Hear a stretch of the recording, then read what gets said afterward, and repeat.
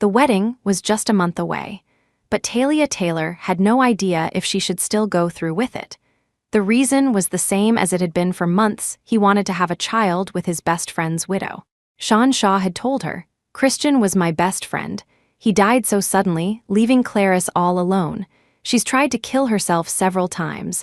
If she had a child to keep her company, maybe it would help her get through this." Talia simply couldn't wrap her head around it. She asked Sean if she wants a child, she can adopt, remarry, or even pick a donor from a sperm bank abroad. "Why does it have to be you?" Sean said. "On his deathbed, Christian entrusted Clarice to my care. Besides, she doesn't know anyone else in the city. I'm the only one she can turn to."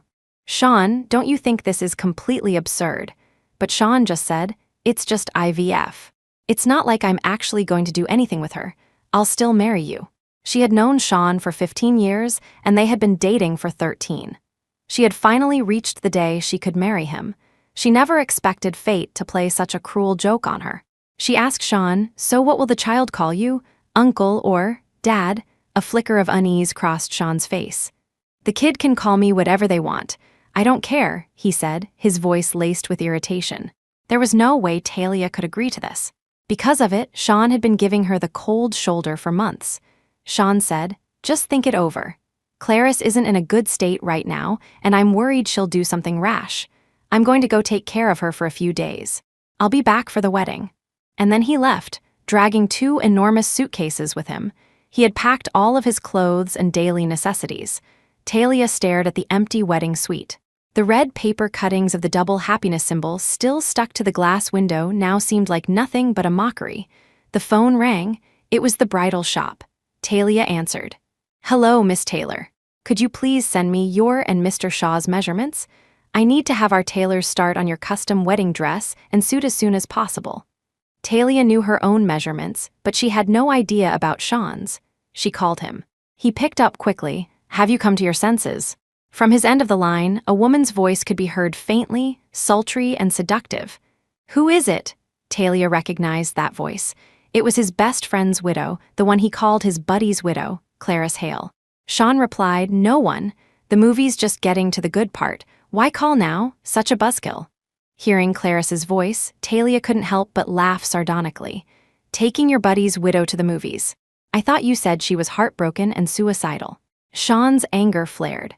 "I'm just trying to get her out of the house, to lift her spirits. How is she supposed to get over Christian's death if she's cooped up at home all day?" What a noble-sounding excuse. Just as absurd as the idea of having a child with her. "Fine, you two enjoy the movie. I'm hanging up." "Talia, are you neurotic? Did you just call to say nothing and give me a hard time?" Talia asked. "Sean, do you still plan on getting married?" "Whether we get married or not, it won't change the fact that I'm having a child with Clarice. I have to continue my best friend's family line." "Fine. You agree?" "Yes. See, that's better. Don't worry, I'll be there on time for the wedding." Before he could finish, Talia had already hung up. Since getting married or not wouldn't affect his plans with Clarice Hale, then it was only fair to level the playing field. The wedding would proceed as planned, but she would have a different groom. Chapter 2, Talia posted on her social media feed, "Seeking a marriage partner. Know any reliable single guys? Referrals welcome." Soon, the comment section was flooded with onlookers. Someone asked if she and Sean had a fight, advising her that it was normal for men to fool around a bit, and that she shouldn't be so dramatic, or she'd chase a good man away. Someone else questioned her, asking how she could do this to Sean. Talia just laughed when she saw that. She, Talia Taylor, had been with Sean when he had nothing, supported him as he built his business, and stood by him through all his hardships. She could say with her head held high she had never wronged him. He was the one who made the outrageous demand first, treating their decade-long relationship as if it were nothing. It was time to cut her losses and start over. Her phone vibrated. Talia thought it was another one of Sean's friends coming to lecture her. But to her surprise, it was a private message from her boss. The contact, whom she had saved as the vile capitalist, was her boss, Ethan Ford. "The vile capitalist. You're looking for someone to marry? The vile capitalist. Then it should be me." Talia froze. How could she have forgotten to hide her post from her boss, the vile capitalist? "When's the wedding?" Clutching her phone, Talia typed back with trembling fingers. "In a month, the vile capitalist." Works for me, Talia from Tech. Boss, are you serious? The vile capitalist, how about we go register right now? Wait for me, I'll pick you up at your place in half an hour. Talia quickly tried to stop him. Talia from Tech. Boss, I still have a few things to take care of. Let's do it in a month. That gives you time to think it over, too. The vile capitalist, no need to think. We'll get married in 1 month. Talia stared at Ethan Ford's messages, her mind reeling for a long time. The sound of a key turning in the lock came from the front door. When Sean walked in, he didn't look happy. Talia, let's cancel the wedding for now. Clarice is still not doing well, and I don't want to hold a celebration at a time like this. It would be too much for her. Talia nodded calmly. Oh, Sean seemed a little surprised. You're not going to make a scene? Why would I make a scene? I thought you'd be angry, especially since we've been together for over a decade. Talia scoffed internally. That's right, she thought. A relationship of more than 10 years, and this is what I get. For the sake of some so-called buddy's widow, he cancels our wedding just like that. Over the past decade, he had gotten used to calling all the shots. Whatever he decided, Talia was expected to comply, to obey, never to object. Talia didn't want to argue with him, so on matters that weren't deal breakers, she was always the one to back down. But this time, she wasn't going to give in anymore. Is she feeling any better? Sean said. She still needs someone with her. When she's alone, her mind starts to wander. The baby, we need to have it as soon as possible. I see. Well, you should spend more time with her then. Sean smiled, praising her. It seems our fight had some effect after all. You've become more sensible. She hadn't become more sensible. She had woken up. Let's meow like cats together. Meow, meow, meow, meow, meow. Sean's phone was ringing. Talia was a bit surprised. Given Sean's ironclad straight guy personality, she never thought he'd use a viral pop song as his ringtone. He answered, his voice softening to a tenderness she had never received. Clarice? Oh, so it was a custom ringtone he had set just for Clarice Hale. What? Okay, I'll bring it over right now. Sean hung up, stood, grabbed his car keys, and rushed to leave. He was already at the door when he remembered to say something to Talia. Clarice left some of her clothes in my car. I'm going to drop them off for her. Talia asked. What clothes? Sean's expression suddenly turned strange. He stammered, just some ordinary clothes. Never mind, I have to go. Chapter 3, that weekend was their former teacher Mrs. Jennings's birthday. Talia got a call from the class president early in the morning.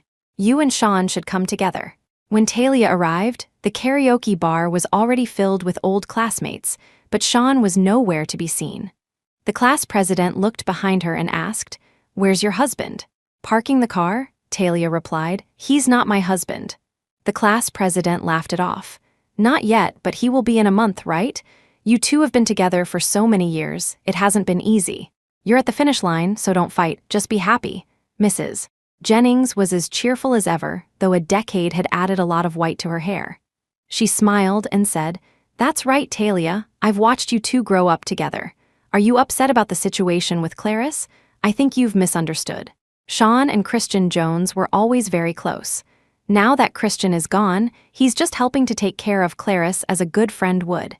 You should have faith in your decade-long relationship. Mrs. Jennings had been their English teacher, always kind and approachable. Talia had always liked her, but this wasn't high school anymore.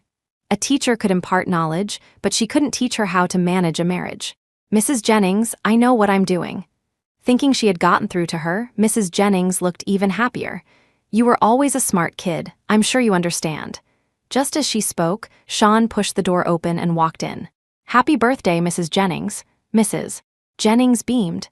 Thank you. You and Talia are getting married soon, too. I'm so happy for you both, but in the next second, her smile froze. Clarice Hale was right behind him, draped in his jacket, her hand linked through his arm. She smiled and handed a gift to Mrs. Jennings.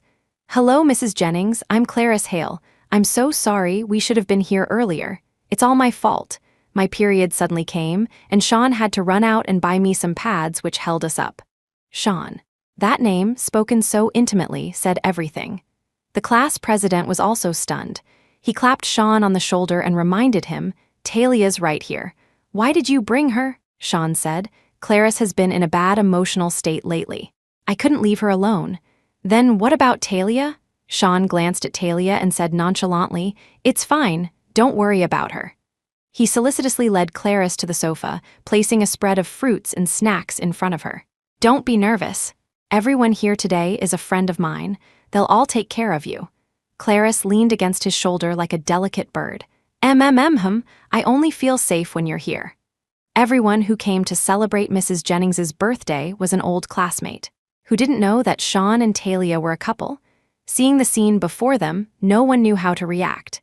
Especially the class president, who had probably intended to help Sean and Talia patch things up. Talia knew the class president was warm-hearted and meant well. But in this situation, it was clear his good intentions were useless. Mrs. Jennings's birthday party passed in a cloud of awkwardness. When it was over, everyone felt a sense of relief.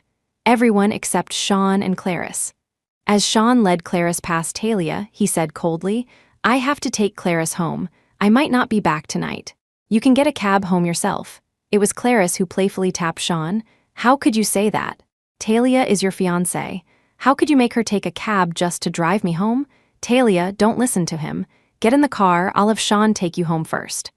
The way she said it, it was as if she were the hostess. And Talia was the outsider. Talia pulled her hand away from Clarice's grasp and said indifferently, "No, thanks, my ride is here." Beep beep. A black Maybach pulled up smoothly in front of Talia. Chapter 4. In front of Sean and Clarice, Talia got into the Maybach. A few classmates who were leaving together saw this and joked, "Since when did Maybach start working for ride-sharing apps?" Sean's face turned ugly. He drove a Honda Accord. It looked decent enough on its own, but next to a Maybach, it suddenly seemed small and old. Talia had only been home for a short while when Sean returned. She was surprised. "I thought you weren't coming back tonight." Sean's face was dark. "You were hoping I wouldn't come back, weren't you?" Talia retorted, "If you're sick, go see a doctor." "Who was that man who picked you up today?" "What man?" "My husband." Sean burst out laughing. "Ha, I knew it." Talia didn't understand what he knew. Sean sat down on the sofa, a confident smile on his face. "You did this on purpose, didn't you? Just to provoke me, to make me jealous, to make me care about you. Renting a Maybach isn't cheap, is it? I was wondering why you'd changed so much recently, not fighting or making a scene. So this is what you were planning?" Talia was speechless. "If that's what you want to think, there's nothing I can do." Sean looked at her with disgust. "Don't pull these childish tricks anymore. It's boring and immature. Think whatever you want. Talia, I know you're unhappy that the wedding was suddenly canceled. You've always wanted to marry me and have that official status, I know that, but we have to prioritize. Clarice is still grieving the loss of her husband. She has to come first." Talia couldn't help but ask, "What if Clarice never recovers? Are you just never going to get married?" "Talia, how can you be so vicious?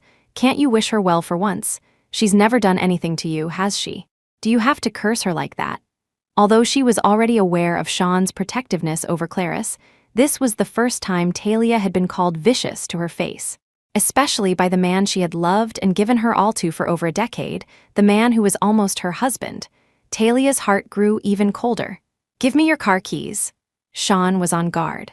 "What do you want my car keys for?" "I need to get my things from your car." She had once hand-woven a good luck charm for Sean, which hung from his rearview mirror. It was to wish him safety and success. The Sean of today was no longer worthy of her wholehearted love. Sean said, "Clarice's things are in my car. Don't mess them up. I'll go with you." "Whatever." Talia went down to the underground garage. Sean unlocked the car, and she opened the door to untie the charm. But she had tied a dead knot back then, afraid it would fall off. Talia steeled herself and simply ripped the charm apart, leaving her holding a long red thread. Sean asked, "Why did you break it?" "If it's broken, it's broken. It's not needed anymore."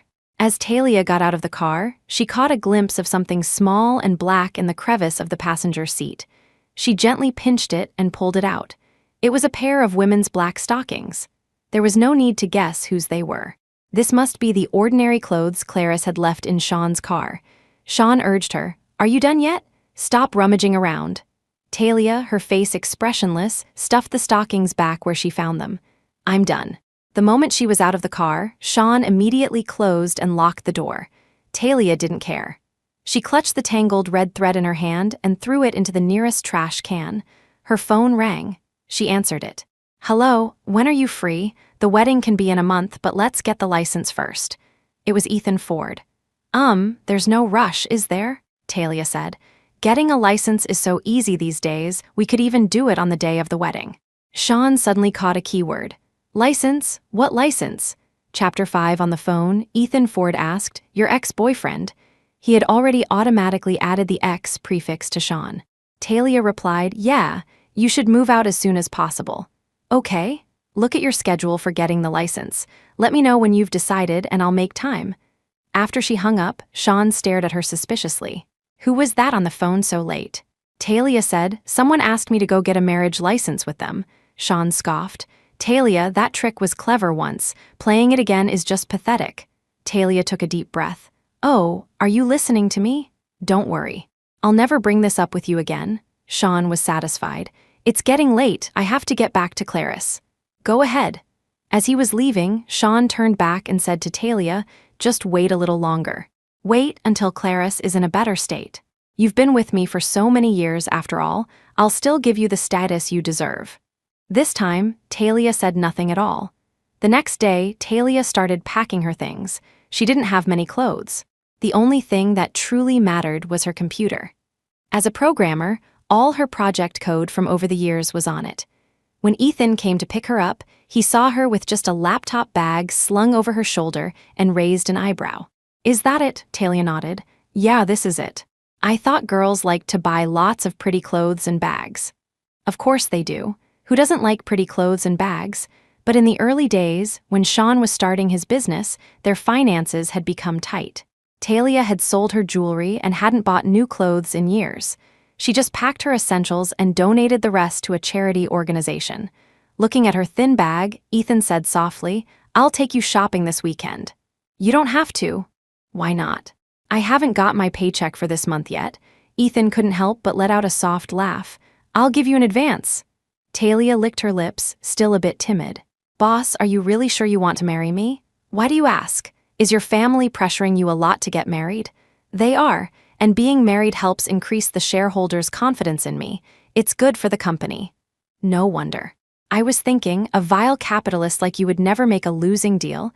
What did you call me? Talia waved her hands frantically. Nothing at all. Ethan's lips curved into a smile.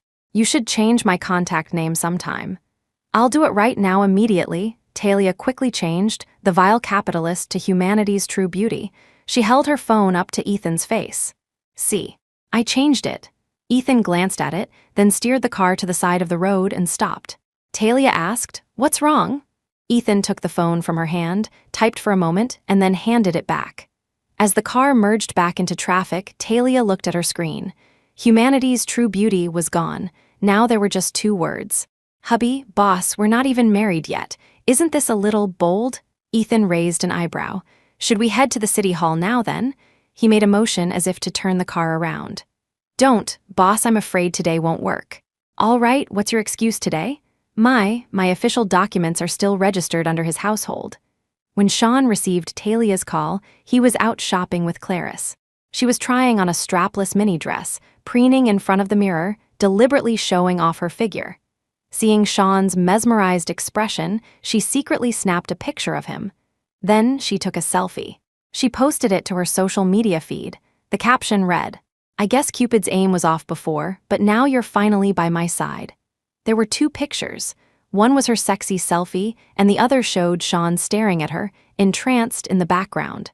She savored the feeling of having Sean wrapped around her little finger, which greatly satisfied her vanity. But soon, Sean's attention was no longer on her. He was frowning as he answered a call. Talia, didn't I tell you I'm with Clarice these few days? What are you calling for now? Where are my residency papers? What do you need them for? I need to get a new document. What kind of document? Clarice, not wanting a man's attention to stray from her, deliberately raised her voice. Sean, do I look good in this dress? Sean's focus was immediately pulled back to her. Watching Clarice strike a cute and sexy pose for him, Sean just wanted to end the call quickly. There in the 3rd drawer of the cabinet in the living room. I'm really busy lately, so don't call me unless it's an emergency. That's all, bye. Chapter 6, they were almost at Ethan's house. Talia figured the public records office at the police department would be closing soon anyway. She could go another day. But for now, she had set up camp at Ethan's place. She actually thought it would be better to rent her own apartment. But Ethan's reasoning was, living separately right after getting married. If a reporter snaps a picture, they'll have a field day. In the end, out of professional courtesy to her boss, Talia had no choice but to stay at Ethan's house. However, she insisted on staying in the guest room. Ethan didn't push her on that. But as she was busy putting her clothes away in the closet, Ethan leaned against the doorframe, arms crossed, watching her. "Talia, when I said I want to get married, I meant a real marriage." Talia didn't understand what he meant and nodded. "I know. We have to go through the legal process, get a real license, so those gossip reporters have nothing to dig up." Ethan slowly emphasized, "I mean a real marriage, not just legally, but in terms of daily life as a married couple." This time, Talia understood. Her face flushed slightly, and her movements as she put away her clothes became a little unnatural. Seeing her discomfort, Ethan's lips curved into a slight smile. "Don't be scared. It's not like I'm going to eat you." It was 3 weeks later when Sean finally returned home. During those 3 weeks, he had accompanied Clarice, doing all sorts of things she enjoyed. He went with her to Disneyland, watched the sunrise with her at sea, and saw the Milky Way with her in the desert. When they got back, Clarice told him, "Sean, I'm pregnant. A child can't be without a father. Are you really going to let our child be called a bastard with no dad? Christian entrusted me to you to take care of me. We can raise the child together. In the future, he can pay respects to Christian's grave as his godfather. Isn't that the perfect solution? Talia, you may have over a decade of history with her, but you're not married yet. As long as you're not married, you're both single. It's no one's business who you marry. If she wants to cause a scene, let her. I'm already carrying your child. It's not like she can drag me to get an abortion, right?" Hearing that last sentence, Sean roared in anger. "She dares. If she lays a single finger on our child, I'll make her life a living hell." Clarice leaned into his embrace and cooed, "Oh, Sean, you're so manly. No wonder Talia was so devoted to you all these years. What woman wouldn't fall for you? Even I." After a journey filled with sweet nothings and flirtatious praise, Sean's vanity was immensely satisfied, and he felt smug. But when he got home, his mood was a little complicated. He still felt a slight twinge of guilt towards Talia. He opened the door and found the living room empty. The bedroom door was locked. He walked over and knocked. "Talia, are you in there?" No one answered. "I'm sorry, but I'm afraid I have to break my promise again. I don't think I can marry you. Clarice is pregnant, and I can't let my child grow up without a father. I have to take care of her and the baby for Christian, so I'll have to let you down. How about this? I'll give you $2,000 as compensation for all these years. If you don't say anything, I'll take that as a yes. I did the math. 100 a year, we were together for over a decade, so a little over 1,000 should be enough. But since you were so devoted to me, I'll round it up to 2,000 for you." Chapter 7, Talia? When there was still no response, Sean twisted the doorknob, but the room was completely empty. Talia had left the house at her usual early hour, but when she arrived at the city hall, Ethan was already there. In the early morning light, the dappled shadows of the trees cast a pattern on his face, giving him an illusion of a joyful smile. He turned towards her and extended a hand. "Come on, let's go in." Talia, slightly flustered, reminded him, "Boss, you might not know how the process works here. We have to take a number first, then wait to be called." But Ethan said, "I know, I've already got one." He pulled a carefully folded ticket from his pocket. The number 1 was printed starkly on it. Talia was stunned. "Just how early did you get here?" she asked. Even though it was a weekday, the date was considered auspicious, and many couples had specifically chosen this day to get married. Scalpers had been lining up since the crack of dawn.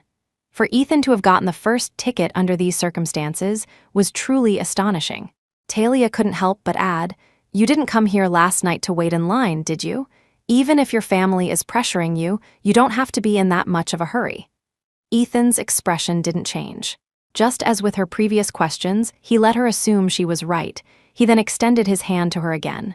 "Let's go. The sooner it's done, the sooner I can relax.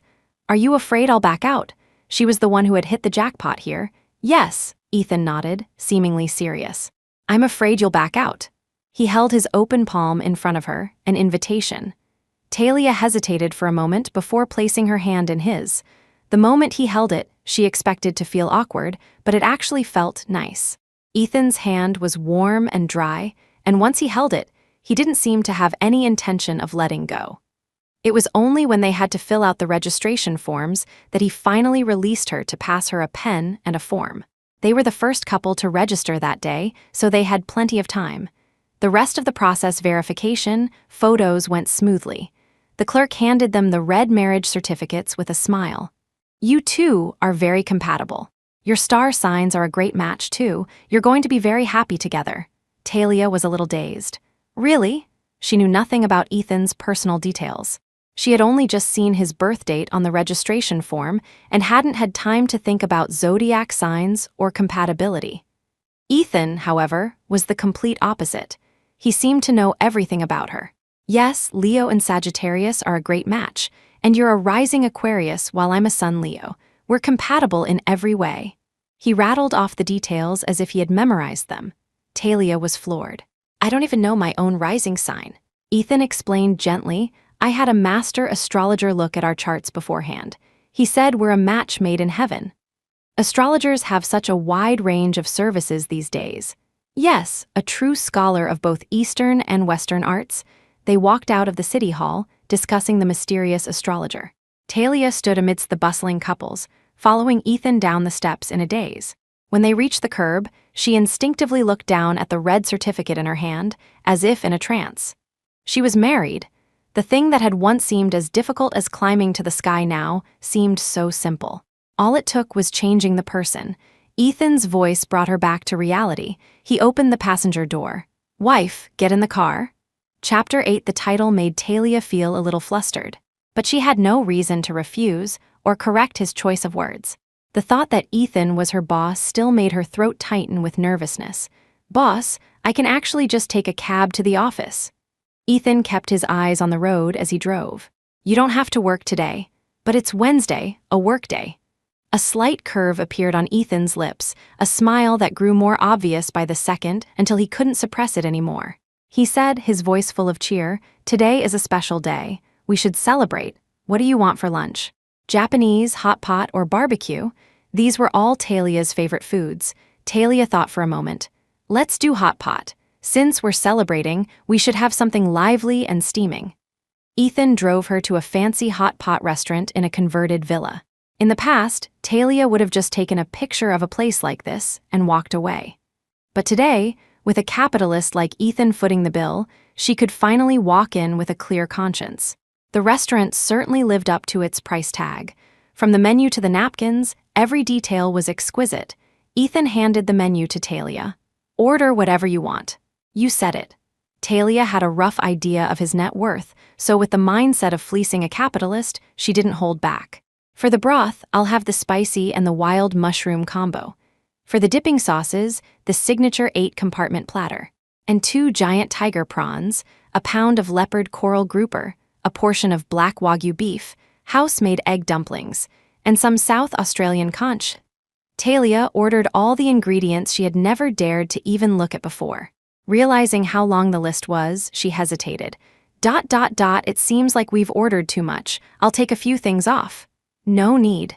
Ethan reached over, took the menu, and handed it to the waiter. We'll have all of this. Before Talia could show her surprise, he explained, a celebration calls for complete indulgence.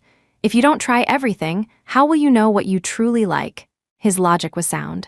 Talia feasted with a clear conscience. She and Ethan weren't particularly close, but with him, she didn't have to worry about burdens or inhibitions. She could just focus on eating and enjoying the food. Soon, the spiciness made her break out in a sweat. Ethan, who was eating from the mushroom broth, had been using a separate pair of chopsticks to cook food for her. He turned to the waiter serving their table and said, "Get her a glass of milk to cut the spice. Make sure it's hot." Wait, Talia stopped him just in time. I'd rather have an iced Coke. It works better, Ethan replied without batting an eye, but you're on your period. You can't have anything cold for the next few days.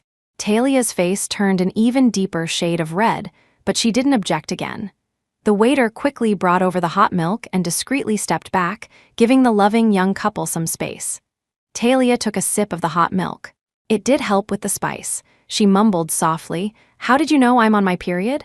Don't tell me the astrologer figured that out too." This time, Ethan didn't blame the astrologer. He recounted his deductive process. "You usually drink coffee at the office, using the machine in the break room almost every day. But there are always a few days each month when you switch to brown sugar water. Even though I'm a man, I know what that means for a girl." As he spoke, he used the special chopsticks to pick out a giant tiger prawn, peeled it expertly, and placed it in the bowl in front of her. His movements were impeccably meticulous. Talia picked it up and ate it. She suddenly felt that expensive things were expensive for a reason. The shrimp was exceptionally fresh and sweet. They ate slowly, taking their time. Ethan quietly kept her company until he was sure she was full and satisfied. Then he asked, "Do you have any other plans for this afternoon?" Talia shook her head. No. She had intended to suggest they go their separate ways, but he surprised her by saying, "Then, would you do me the honor of taking me home to meet my father-in-law and mother-in-law?" Chapter 9. Talia hesitated. Right now, Ethan saw nothing wrong with it. "We are a legally recognized couple, and our wedding is the day after tomorrow. We should pay them a visit beforehand." He was very well-mannered. Talia had to tell him the truth. "My parents and my brother don't know I married you yet. Maybe we should visit them tomorrow. At least it will give them some time to prepare." The consequence of her impulsive decision was that she now had to spend more effort cleaning up the mess. Ethan said thoughtfully, "But the wedding venue needs time to be decorated. I've booked the venue and catering for the day after tomorrow, which means the setup and rehearsal have to be tomorrow. Today is the most suitable day to go." Every word was logical and irrefutable. After the hot pot meal, the distance between them had invisibly shrunk. Ethan glanced at his watch and said to Talia, "I need to go make some preparations. You can have a coffee at the cafe next door and rest for a bit. I'll be back soon." The cafe was not far from the hot pot restaurant, just across the street. Talia also happened to want some time alone to seriously consider her current situation. She didn't ask where Ethan was going or what he was planning. She ordered a hot drink for herself and started playing on her phone. It was only then that she saw the message from Sean, "Where are you? Don't you know we have the rehearsal?" The short sentence was filled with his familiar tone of complaint and entitlement. Talia moved her finger across the screen expressionlessly. The next unread message was also from him. "You were the one who insisted on getting married. What are you doing now? Playing hide and seek. If you don't show up, the wedding is off. Talia, there's a limit to throwing tantrums. Is marriage a joke? Fine, you're the one who didn't show up. Don't blame me for not giving you an out." Sean seemed to think she would do anything for their wedding. Talia couldn't even be bothered to mark the messages as read. She just swiped left to delete them. Then, her finger slipped and opened his social media feed. He didn't seem as anxious as his messages suggested. In fact, he had just posted a picture of Clarice Hale. From the angle Clarice was looking at the camera, the photo could only have been taken by someone else. Sean made no attempt to hide it. His caption read, "My sweet donut." If this had happened before, Talia would have been heartbroken. But now, strangely, she felt nothing. Instead, she liked and commented in one smooth motion, leaving just a single sentence. "Wishing you both happiness." The tabletop in the cafe was smooth and textured. The 2 marriage certificates lay open on it, their celebratory red color glaringly bright. Talia took a picture of her and Ethan's certificates, then posted it to her own feed with the caption, "Married stepping into a new phase of life, Chapter 10, not long after the post went up, her unread messages exploded. There were so many inquiries from friends and classmates that she couldn't keep up. "What's going on with you and Sean? Why did you suddenly get married separately and on the same day? Don't be impulsive, there might be a misunderstanding. You were obsessed with him for so many years. Did you suddenly wake up? OMG, my colleague married my boss, how did you two manage to keep this a secret for so long?" Amidst the flood of eager questions, one message stood out. "My lunch buddy from the next cubicle is a secret boss's wife?" The message was from a female colleague Talia was close with. They had always gotten along well. Just as Talia was about to reply to her, the colleague called. Talia picked up immediately. On the other end of the line came the colleague's excited exclamation. "Oh my God, you're always so quiet, but when you make a move, you go big. How on earth did you land the boss?" Talia moved the phone a little further from her ear to save her eardrum from bursting. Then, blushing where no one could see, she said, "It's a long story." For a moment, she really didn't know where to begin. Her colleague was completely understanding. "I know your story must be a long one, but the fact that you've finally found your happiness is a huge joy in itself. I thought Mr. Ford would never get over his past. Now that I think about it, he's really lucky to have met you."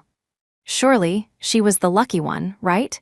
She had just decided to end a toxic relationship and immediately met a boss who was being pressured to get married.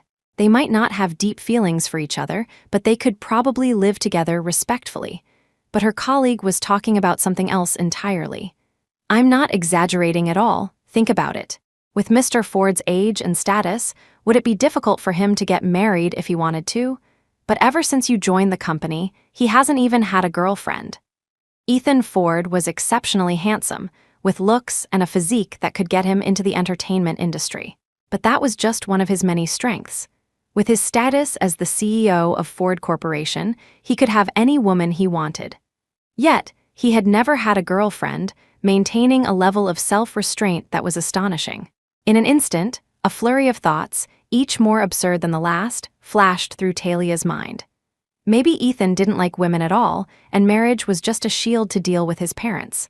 Or maybe he had some unspeakable secret, and marrying a subordinate was a convenient way to form a mutually beneficial alliance. She didn't really care about the reason Ethan married her. But when she heard what her colleague said next, her eyes widened in disbelief. Her colleague had been at the company longer than her and was more sociable, so she naturally knew more secrets. She dropped a huge piece of gossip. "I heard Mr. Ford is incredibly devoted." Talia, hearing this, asked with a mix of amusement and confusion, "How can you tell?" Ethan Ford didn't seem like the type to be devoted to anyone. Her colleague, sensing Talia's disbelief, spilled everything she knew like beans from a jar. "I heard it from someone else too. Mr. Ford actually has someone in his heart, a white moonlight he's been cherishing for a long time. He's been saving himself for her, which is why he's resisted his family's pressure all these years and refused to give up. He's quite the romantic. We used to bet on how many years it would take for him to move on. Turns out he just hadn't met someone better. Now all those bored people can finally stop." She saw Talia as the one who had guided Ethan out of his past. Talia said, with a good dose of self-awareness, "I think his moving on probably has little to do with me. I just got lucky." It wasn't self-deprecation, but a realistic assessment. She felt something was off, so she asked, "Do you know who that person is? Is it a man or a woman? Mr. Ford, he doesn't seem like." If Ethan had a white moonlight in his heart, shouldn't he be heartbroken about marrying someone he didn't love? But he seemed to be the exact opposite, even in the mood to celebrate. Her colleague couldn't answer this question. "I don't know. Mr. Ford is very good at hiding things. He's never left a single clue." Talia hung up the phone with a head full of doubts. Before Ethan returned for her to ask him about it, her phone rang again. She thought it was another acquaintance calling about her social media post, but when she glanced at the screen, she pressed the reject button without hesitation. The call was from Sean. It was rare for him to call her proactively, but she no longer wanted to answer. Talia took a sip of her drink and continued to ponder her colleague's words. Could a calm and rational person like Ethan also be blinded by love? Before she could figure it out, Sean called again, relentlessly. She rejected the call twice more and finally set her phone to silent mode, but it was no use. He was like a persistent ghost. Talia, thoroughly annoyed, finally dragged his number into her blacklist. Her world was finally quiet. But less than 10 minutes later, an unknown number lit up her screen. The phone rang for a long time. Just as it was about to go to voicemail, Talia answered it. She just wanted to know what else he was going to pull. As she brought the phone to her ear, she was met with his furious question, "Are you out of your mind?" Chapter 11. Sean's voice was filled with rage. He genuinely couldn't understand why she would do this. Talia had argued with him countless times and was mentally and physically exhausted. She had no energy for another pointless conversation. "I'm perfectly lucid," she said calmly. "In fact, I've never been clearer in my life. You and Clarice Hale should have a good life together. I wish you an early and happy family." As soon as she finished speaking, before Sean could erupt again, she hung up and turned off her phone. The moment the screen went dark, that chapter of her life was definitively closed. Feeling a sense of relief, Talia went to the restroom. She splashed cold water on her face and fixed the makeup that had been smudged by the steam from the hot pot. When she returned, there was another figure by her seat, a frantic-looking Ethan, talking to a waiter. Did something happen? The waiter noticed Talia first. He pointed in her direction and said to Ethan, "Sir, please don't worry. See, she's back." Hearing this, Talia was about to ask what was going on when Ethan suddenly spun around and pulled her into a tight embrace. Ethan was tall, with broad, reliable shoulders. Caught off guard by his hug, her first instinct was to push him away, but then he choked out, "Thank God." Talia pressed her cheek against his shoulder, confused. "What's wrong with you?" "As long as you're okay," Ethan said, not really answering her question. He held her tightly, his voice trembling. "I was so scared. I thought you had second thoughts, that you turned off your phone and left to avoid marrying me, that you were never coming back." It turned out he had returned to the cafe right when Talia was in the restroom. The seat where she had been sitting was empty, and her phone was unreachable. He had started to panic. The waiter, who had never seen a couple so dramatic after just a few minutes apart, shrugged and went back to his station now that everything was fine. A faint blush crept up Talia's face. She gently reminded Ethan, "This is a public place. You should probably let me go. Besides, I can't breathe." As if afraid she would run away, Ethan hugged her even tighter, as if trying to merge them into one. "Sorry," he said, quickly realizing and loosening his arms. He carefully examined her, and seeing no discomfort other than a slight flush, he breathed a sigh of relief. Talia took a deep breath, her breathing instantly easing. "It's okay." Ethan looked at her phone, which lay on the table beside her, still turned off. He quickly guessed the reason. "Did your ex-boyfriend harass you again?" The moment he mentioned Sean, his gaze turned icy, though his tone when speaking to Talia remained gentle. "You don't have to worry about anything, just leave it to me to handle." Talia didn't ask what he planned to do. Sean was no longer her problem. They left the cafe together, planning to visit Talia's parents and brother as soon as possible. It was then that she saw the back seat, an entire trunk of Ethan's car piled high with gifts. There were items suitable for elders, like ginseng, deer antler, and high-end fruit baskets, as well as luxury watches and bags with logos recognizable even to the most fashion-oblivious. There were even Disney princess toys for a child. The variety was so extensive it could have stocked a store. Ethan smiled and explained, "This is my first time visiting. I can't show up to meet my in-laws empty-handed, so I bought a few things. It was a bit rushed, so there might be some things I missed. Why don't you help me take a look? There's still time to fix it." Talia was stunned. This was the urgent matter you had to take care of. If she had known, she would have tried to stop him. The gifts were numerous and heavy, just carrying them into the house would be a chore. But the most important thing was his selection of gifts. It was perfectly tailored to her family's tastes. Not a single item was out of place. "I heard that for visiting elders, nutritional supplements and fruit are a must, so I got some of those first. Then, for your father, who likes to collect fine wines and watches, and for your mother, who likes bags and scarves, I also heard your brother and sister-in-law love to travel, so I got some travel agency vouchers." He listed everything matter-of-factly, not even forgetting what her little niece liked. As she listened, a suspicion slowly formed in her mind. She asked calmly, "Did the astrologer figure this out too?" Chapter 12, Ethan's words trailed off. He cleared his throat, his eyes darting away. "If I said I guessed, would you believe me?" "Half and half," Talia analyzed rationally. "My family's hobbies are pretty typical for their age groups, so preparing gifts based on general etiquette would get you close. But to guess the exact brands of the watches and bags so accurately, you must have put in some effort to find out. You've been planning this, haven't you?"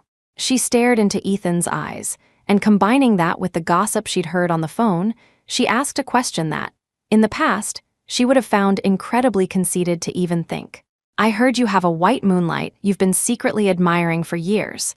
That person, it couldn't be me, could it?" Before the words were even fully out, Ethan had looked up, his gaze deep and intense, as if trying to see into her very soul. He admitted with a trembling voice, "Yes, I once thought I would take this secret to my grave." A wave of emotion Talia had never felt before washed over her, and she suddenly didn't know what to do. For so many years, she had willingly given everything for Sean, her youth, her career. Whatever he needed, she provided without complaint. Yet, she had always been his second choice, his backup plan. This was the first time she realized that someone like Ethan existed in the world, someone who would always choose her, without hesitation. "Thank you, really? That's not what I want to hear." A faint smile touched Ethan's lips. No, I love you. Now that you finally know this secret, it makes me incredibly happy. If anyone should be thanking someone, it should be me thanking myself." His love required nothing in return. Talia looked at him, almost speechless. Of course, she knew what he wanted to hear. But so much had happened in just half a day that her mind was in turmoil. She couldn't even sort out her own feelings for him. Fortunately, Ethan had confessed his feelings without demanding a response from her. Talia came from a rather traditional family. Her parents lived with her brother and his family. When they arrived, the whole family happened to be home. The news of their marriage was like a bombshell. Talia's parents had assumed she was bringing home a serious boyfriend and had been quite welcoming to him. But when they learned they were already married, their smiles instantly froze. Her mother, Mary, said with a worried expression, "The last one you picked was so, and now you've finally gotten off that dead-end street. Only two." Sai, Talia's sister-in-law, Sarah, couldn't help but chime in. "Yes, are you too serious? Mr. Ford, you said you're her boss. How long have you known each other?" If it had been a long-term secret romance, it might have been more understandable. Talia's brother, David, was still fuming about his sister's previous choice. Now, looking at Ethan, though he tried not to be biased, his expression was still unnatural. Who announces their marriage on social media before telling their family? Her father, Arthur, said nothing at all, retreating to the balcony to stare at his chessboard and sulk. In the large living room, only Talia's little niece, Lily, showed any interest in the stranger. She curiously sidled up to Talia and asked, "Auntie Talia, is this your boyfriend?" Lily looked up at Ethan with her large, grape-like eyes, full of curiosity. Talia braced herself and introduced him. "We're already married. To be precise, he's your new uncle." Lily gasped, her eyes growing even brighter and more curious as she looked at Ethan. Ethan saw his opening. He took a gift from the pile and handed it to her. "Little princess, this is our first time meeting. Your new uncle didn't know what you like, so he brought Elsa to keep you company. I hope you like her." An Elsa doll was a surefire hit with girls her age. Lily happily accepted the gift. "Thank you, Uncle Ethan." Seeing Ethan's bribery plan succeed so well, Talia first shook her head in amusement, then couldn't help but smile. She hadn't expected him to be so good with children. Her brother and sister-in-law, seeing their daughter warm up to Ethan so quickly, still felt he was a stranger, but were now willing to give him a closer look. They exchanged a glance and reached a silent consensus. He seemed far better than Sean. Chapter 13, Ethan sensed the subtle shift in mood. He immediately took Talia's hand and, adopting a reliable posture, introduced himself. "First, I must apologize for my presumptuousness today. A visit like this should have happened before I proposed to Talia, but things happened suddenly, and I'm a bit late. But please believe me, my feelings for Talia are genuine. I've been in love with her for many years." He first recounted his story of unrequited love for Talia, then added with regret, "I thought Sean was her choice, so I had to bury my feelings. If I had known she had chosen the wrong person and wasted all these years, I would have spoken up sooner." No one in the Taylor family had a good impression of Sean, so his words resonated with them. Especially Talia's mother, Mary. She wiped her eyes and changed how she addressed him. "Ethan, is it okay if I call you that?" We were against her being so impulsive, afraid she would make the same mistake again. "But you seem like a dependable man. Please stay for dinner tonight." This was her way of accepting him as her son-in-law. Ethan naturally agreed. "Of course, thank you, Mom." Talia's brother, David, had only known he was his sister's boss and had no idea of his age. Now, learning how young he was, he found him and his sister to be a perfect match. He couldn't help but praise, "Mr. Ford, you're so young and accomplished." Ethan responded modestly and smoothly transitioned to a new topic, discussing the recent stock market performance with David, who nodded in agreement. Talia glanced at her watch.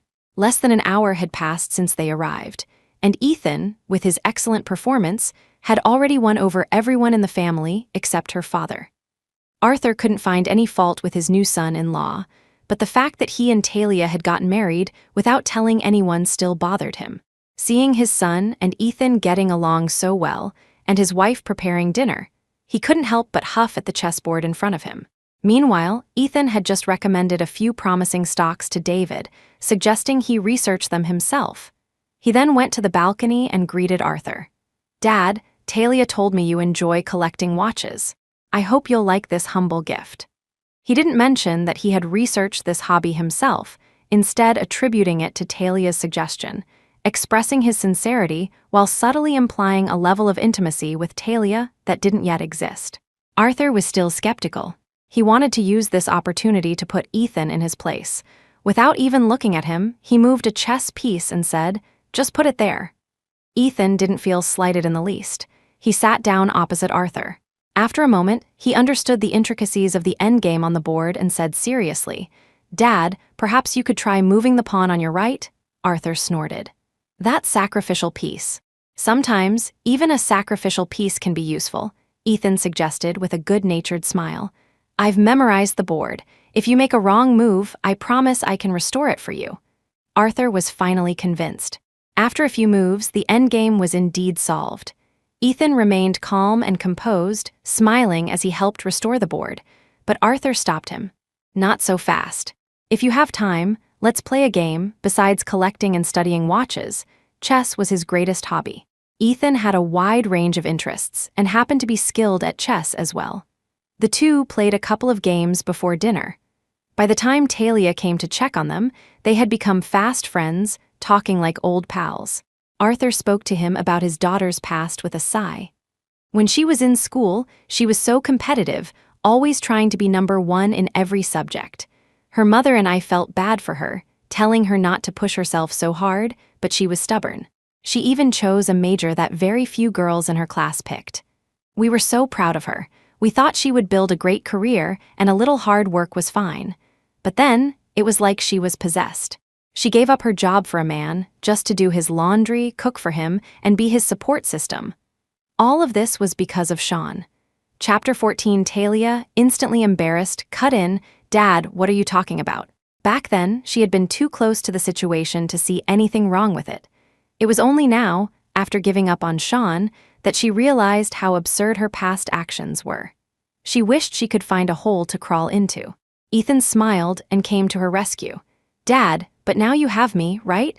I won't let her suffer even the slightest bit of injustice ever again." Arthur looked from Ethan to his daughter and finally broke into a satisfied smile. "Good, let's eat." The Taylor family's home-cooked meal couldn't compare to the culinary artistry of the villa restaurant, but it was warm and inviting. The whole family gathered together, laughing and talking without any rigid formalities. Just as he had at lunch, Ethan served Talia food. Her acceptance was much more natural this time. She no longer peppered her sentences with "thank you." Seeing this, her sister-in-law, Sarah, whispered to her husband, "I think this one is much more reliable. He's giving her all her favorite dishes. He might not seem down to earth, but knowing how to care for someone is a good thing." The rest of her words were drowned out by Ethan praising Mary's cooking. The dinner was lively. They sat in the dining room, but the living room TV was on. Her niece, Lily, couldn't sit still after she finished eating. She started running around the house with her Elsa doll. After a gentle scolding from her mother, she went over to Ethan and looked at him curiously. Although she had already changed how she addressed him, this new uncle was still a stranger to her. In response to Ethan's friendly question, she said with childlike innocence, "Uncle Ethan, my auntie is very pretty. It's a good thing you're handsome, or I wouldn't support you too." Ethan smiled through it all. He didn't feel out of place or uncomfortable. After dinner, Talia's family wanted to ask more about their future plans, such as their arrangements after marriage. Sensing Talia's slight headache, Ethan took the initiative and went into the kitchen. "Mom, Talia hasn't been home in a while. You all chat, I'll do the dishes." It was common for a new son-in-law to do chores to win favor on his first visit, but the idea of him doing it was worrying. Talia didn't think Ethan had any experience with washing dishes. She found an opportunity and slipped into the kitchen. Her intention was to secretly help him, to avoid losing the approval they had just gained. But instead, she saw him skillfully wiping the water droplets from the dishes with a paper towel. Now it wasn't just her. The rest of the family who had followed to observe were also surprised. As a CEO, even if he didn't have a maid, he should at least have a dishwasher. The fact that he could wash dishes was surprising enough, but to do it so well was a real shock. Wearing an apron, Ethan expertly arranged the clean dishes and, amidst the growing smiles of satisfaction from the Taylors, offered an explanation. "I don't usually do this, but Talia's hands are for typing code, not for doing these kinds of chores." The implication was clear. In their life together, all the housework would be his responsibility. She only needed to do what she wanted. The lingering smell of cooking oil still hung in the kitchen, not exactly pleasant, but surrounded by this domestic atmosphere, Talia suddenly saw in Ethan the ideal life she had always envisioned. She didn't ask for much, just a happy, warm little home. Talia's parents exchanged a look. When they got a chance to speak with their daughter alone, they sang a chorus of praises for Ethan. Her father, Arthur, who had always been bothered by Talia giving up her career for Sean, said earnestly, "I think you made a good choice this time. I'm not saying you should choose him because he's wealthy, but because he understands what you want and won't let you waste your talent." Her mother, Mary, valued more practical things. "When you were infatuated with Sean, I always had a bad feeling. He was so bossy with you. I knew if you two got married, you'd be the one to suffer. But Ethan is different. Like your sister-in-law said, he knows how to care for someone. You two are much more suited for marriage." They both genuinely approved of Talia's choice. Hearing their words warmed her heart, and she instinctively glanced at Ethan's back. That night, Talia had intended to stay at her parents' house. As Ethan had said, she hadn't been home in a while. At 7 p.m., she told him, "You can go home first. I'm staying here tonight. I'll see you at the rehearsal tomorrow." Ethan respected her decision, but before he could respond, her mother interjected, "No, there's no room for you to stay here tonight." Talia was surprised. "Isn't my room still the way I left it?" Her mother immediately used her niece as an excuse. "Her kindergarten teacher said she needs to start sleeping on her own. Since you're never here, we decided to let her sleep in your room." Chapter 15, Lily was engrossed in her conversation with the Elsa doll and showed no objection to her grandmother's words. And so, Talia was inexplicably kicked out of her own home, along with Ethan. As they were leaving, her mother pulled her aside and whispered, "I think Ethan is a great guy. Since you're already married, you need to hold on tight and never look back." She was truly worried sick about her daughter. Talia, knowing how much she had hurt her family over the past few years, gave a slight nod in agreement. Ethan drove her back to his place. They hadn't had their wedding ceremony yet, but it was perfectly normal for a legally married couple to live together. She didn't object, but as bedtime approached, she grew anxious. "I think I need to go back for a minute," she said helplessly. His house had everything, including a full set of disposable toiletries for guests, more thoughtful than some five-star hotels. But Talia couldn't bring herself to sleep in a bathrobe, nor did she want to wear the same outfit to the rehearsal the next day. While her clothes weren't shabby, wearing the same thing to her wedding rehearsal as she did to get her marriage license felt inexplicably odd. "If you don't mind, you can take a shower first and wear one of my shirts." Ethan took a neatly ironed shirt from his closet and handed it to her. The shirt carried the faint scent of the closet's potpourri, a fragrance very similar to the cologne he often wore. Talia felt a little embarrassed, but wearing his shirt as a nightgown was better than wearing a bathrobe or his pajamas, which felt far too intimate. She put down her things and said softly, "Okay, I guess." Ethan watched her go into the bathroom. He sat alone by the floor-to-ceiling window, his heart filled with an unprecedented joy. A wish he had held for years was finally coming true. The peaceful and beautiful atmosphere was broken after a long while by the urgent ringing of a phone. It was Talia's phone, which she had left on the small table. After returning to her family's home, she had turned her phone back on, thinking the harassment was over. She hadn't expected it to last only until the evening. A strange number flashed on the screen. Ethan, suspecting who it was, answered the call. He didn't speak, waiting for the other person to talk first. The person on the other end was indeed Sean, who launched into a tirade. "Are you done with your games? I already agreed to marry you. What more do you want? If you keep this up, let's just break up. I don't care what that photoshopped picture on your feed is about. Delete it right now. The photos are real. And thank you for breaking up with her." Ethan's cold, amused voice cut through Sean's obnoxious monologue. Sean was momentarily stunned. Who are you? Where's Talia? Ethan couldn't be bothered to waste his breath on him. He simply informed him, the day after tomorrow is my and Talia's wedding. You're welcome to attend. It's at? He named the most luxurious hotel in the city. It was rumored that a famous movie star's wedding of the century had been held there, but Ethan's arrangements were even more extravagant. He hadn't just booked a hall, he had booked the entire hotel. The call was hung up, the number deleted from her history and immediately blocked. By the time Talia emerged from the bathroom in Ethan's shirt, he had already taken care of everything.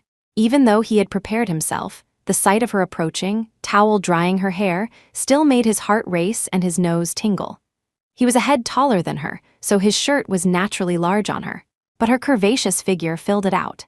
The hemline barely reached her thighs, and the neckline was stretched open, revealing a tantalizing glimpse of her collarbones. Ethan's breath hitched. He gentlemanly stood up and averted his gaze, saying softly, "Your period isn't over yet. Remember to dry your hair before you sleep. Get some rest. I'll be in the guest room next door. Call me if you need anything." Talia had actually been mentally prepared. They were married, after all, there was no need to be coy. But hearing him voluntarily offer to sleep in a separate room, she let out a silent sigh of relief. The bedding was fresh, and the mattress was unbelievably soft. She had the best night's sleep she'd had in a long time. The next morning, she was woken up by Ethan. Talia's first thought was that they were late for the rehearsal. She threw off the covers, about to jump out of bed. "I'll go change right now," Ethan chuckled and stopped her. "No rush. It's still early. We just need to be there by 9. The clock on the wall was already approaching 8. She couldn't remember the last time she had slept in so late, but Ethan was still in no hurry. He pointed to the tray on the nightstand. "What you need to do now is eat breakfast. I made it myself.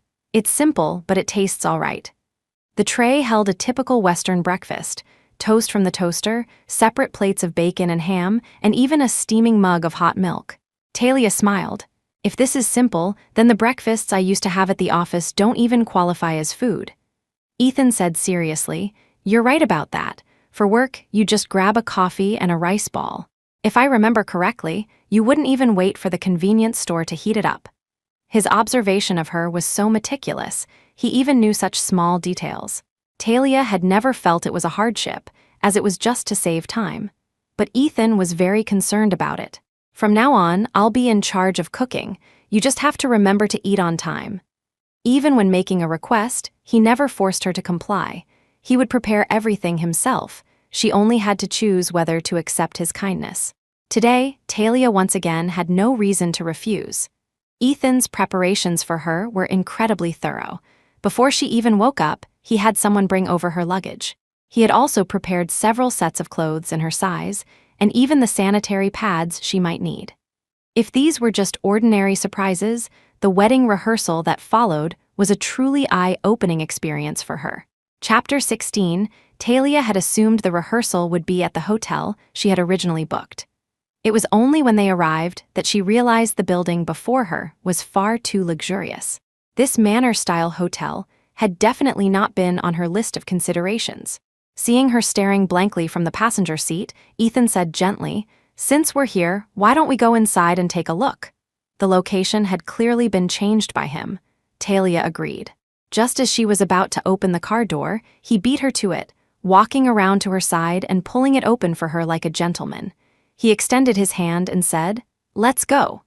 Ethan waited patiently for her to place her hand in his, then held it with just the right amount of pressure. They walked into the hotel's banquet hall looking like the loving couple they were supposed to be. Though it was just a rehearsal, the scene inside was anything but small. A quick glance revealed nearly 100 staff members, from makeup artists and stylists to photographers, a full crew that could have been transplanted to a movie set and started working immediately. "Are you sure you didn't get the date wrong? This is just the rehearsal." Logically, Talia knew it wasn't a mistake, but emotionally, she was completely overwhelmed. So this was what it was like to plan a wedding without having to worry about a thing. Just find the right team, and they would handle everything for you. Ethan kept a firm hold on Talia's hand, refusing to let go. He explained, "I had no choice. Time was tight, and we needed to confirm the entire wedding flow and everything we might need in one day. So, I called everyone over. It's much more convenient to coordinate this way. Talia had to admit that from a logistical standpoint, it was an efficient method. But starting with the bouquets, everywhere she went, people addressed her respectfully as Mrs. Ford, which made her head spin. The staff was incredibly enthusiastic. Mrs. Ford, these are all sample bouquets.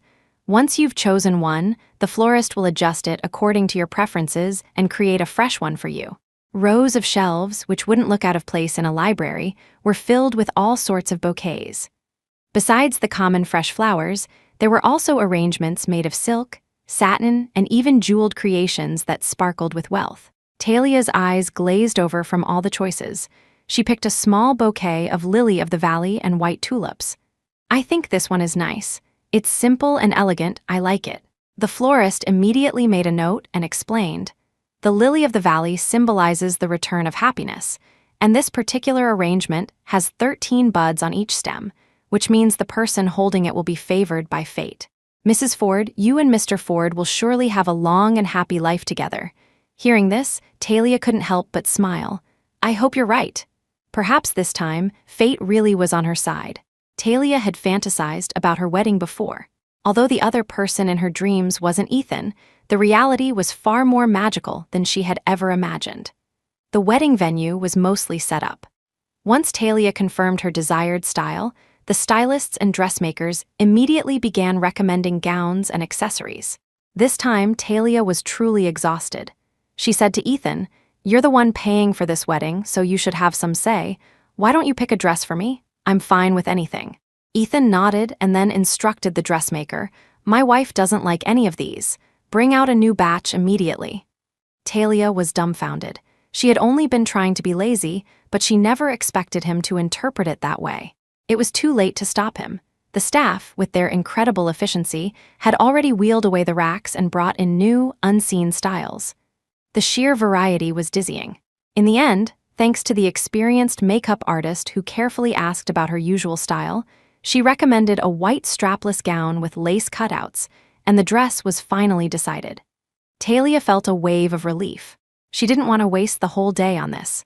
She told the makeup artist directly, "My makeup skills are very basic, so I won't give any random opinions on the styling. I'll leave it to you to create a suitable look for me."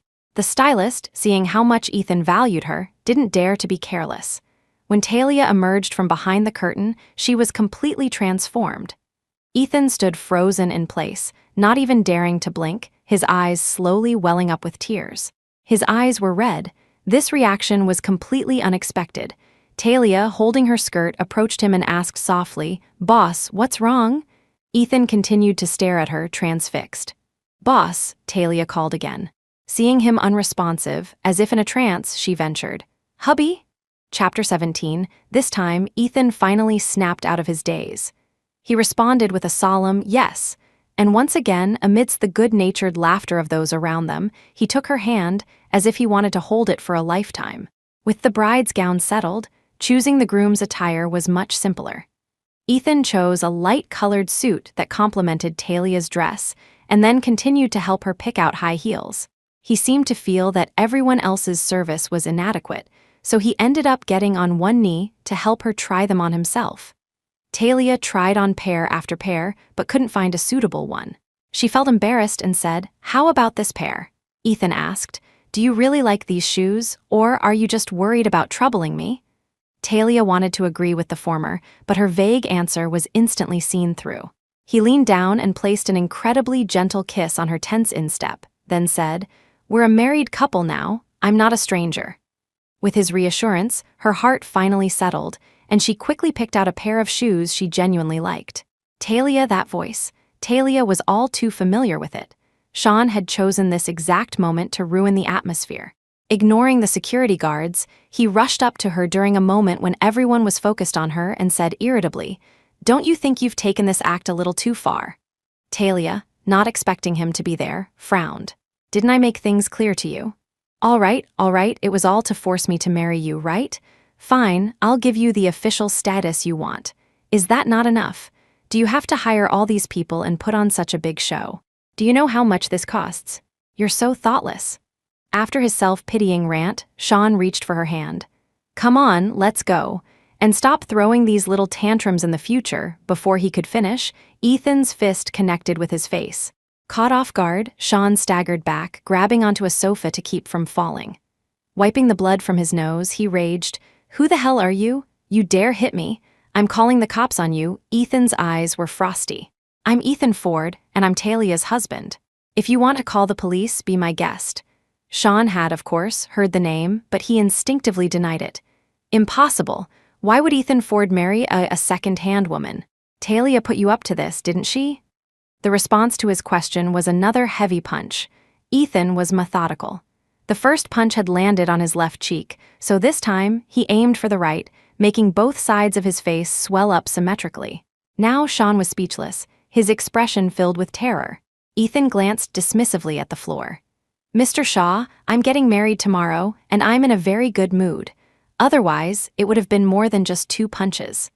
With that, he didn't want to waste another word on Sean and gestured for the security guards who had followed him in to throw him out. The guards, quick on the uptake, dragged him away. Talia watched the whole thing calmly and only asked Ethan, "Are you hurt?" Ethan, happy to be the object of her concern, gently took her hand. "No, next time don't even bother with him, just tell me." "I know." Talia lowered her gaze to hide the emotion in her eyes, and at that moment, she happened to see the tattoo on his left ring finger. It was a very thin, black line. A small circle around the base of his ring finger. She squinted to make out the letters, murmuring, "TY, is that my initials?" Ethan flinched slightly, but he couldn't bring himself to let go of her hand. Keeping their hands clasped, he explained his past thoughts. "Loving you was my own business. I never should have disturbed your life, and I didn't want to pressure you with my power or status. When you chose Sean, I silently wished you well. But this time, you gave me a chance, so I won't let go." As he spoke, he couldn't tear his eyes away from her face, as if he could never get enough of looking at her. Meanwhile, a disheveled Sean returned home, shocking his parents. "What happened to you? Did you get into a fight?" Sean, wincing in pain, grumbled, "It's all because of Talia." After hearing his side of the story, neither of his parents thought he was wrong for showing up uninvited. Instead, they both started cursing Talia. "Why did you even go looking for her? That woman is a jinx, let her go ruin someone else's life. I told you she's not good enough for you. Just you wait, she'll come crying back to you. When she does, you make her get on her knees, beg, and slap herself 100 times, saying she's worthless." Sean, holding an ice pack to his face, thought this was going too far. "Dad, Mom, it's not that serious." His father quieted down, but his mother was relentless. "Son, I know you have a kind heart, but you can't be soft this time. To marry into our Shaw family, she needs a good background at the very least." A chairman's daughter, Sean had always thought this way. But now, listening to his mother's words, he just felt annoyed. He let her continue her tirade against Talia and pulled out his phone to send a message. "If you change your mind now and come back begging, I can forget this ever happened." He was sure that Talia would drop everything and come running back to him for these words, just to beg for his forgiveness. But the message wouldn't even send. Talia had blocked him. All he saw was a red exclamation mark.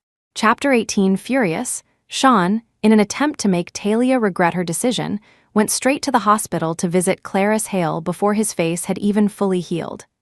Talia had been so sarcastic, wishing them a happy family. Fine, he would show her that she was the one who couldn't live without him. Without her, he would be perfectly happy and successful.